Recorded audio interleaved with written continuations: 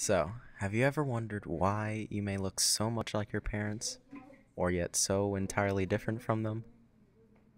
And why you may have their eyes or their hair color, or may look nothing like them at all? Well, it's all because of something called genetics. Now, genetics is the study of change in physical traits over time, but its main focus is something called deoxyribonucleic acid. But because no one has the ability to pronounce that correctly or the time to say it all, we just prefer to call it DNA for short. Now, before we begin with how genetics applies to you today, we're going to start with the origins of genetics itself. The study of genetics begins with an Austrian monk named Gregor Mendel. Now, Gregor Mendel spent most of his days in the monastery attending the gardens. Specifically, what he observed with pea plants, he began to wonder why certain plants produced different peas, why certain plants were taller than others, or why certain plants were structured differently. So he began to devise an experiment to see why this was so. Mendel created an experiment in which he interbred many different types of pea plants with one another. So he would be able to test for pea color, pea height, the color of the flowers, and so on and so on. Now, as time progressed in the experiment, Mendel noticed that certain traits appeared in a pattern. Some appeared more often than others, and some appeared only once in a while. Some didn't even appear in an entire generation.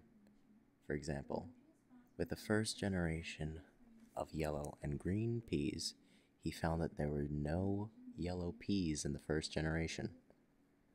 But the second generation, he found that there was 1 out of 4 currently in the generation.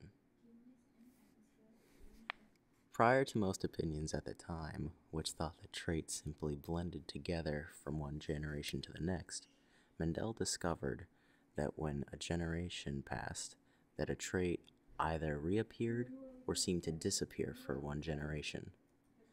Then the trait which disappeared seemed to reappear a few generations later, but in very limited quantity.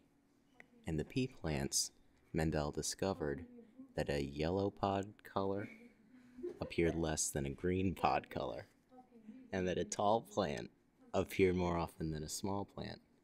He also observed that round peas appeared more often than wrinkled peas. Mendel named traits that appeared more often than others dominant, and those that appeared less often recessive traits. Now, an example of a dominant trait in humans would be brown hair, which has dominance over blonde hair and appears much less often. A system that Mendel created, which we still use today to check for the probability that a certain trait will appear, is called a Punnett square. Now, a Punnett square is where you take the genes of one parent and you cross them with the genes from the other parent. Now, this gives you the probability out of 4 that you will have a child with a certain trait. As the picture shows below, in this certain scenario, you have a half and half chance of having a child with brown hair or a child with blonde hair. So now, as you can see, the reason why you look so much like your parents is because you inherited your traits from them.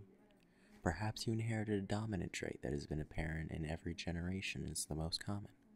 Or perhaps each of your parents had a recessive trait stored back in their genes and you inherited it. And this is why you look so much like your parents.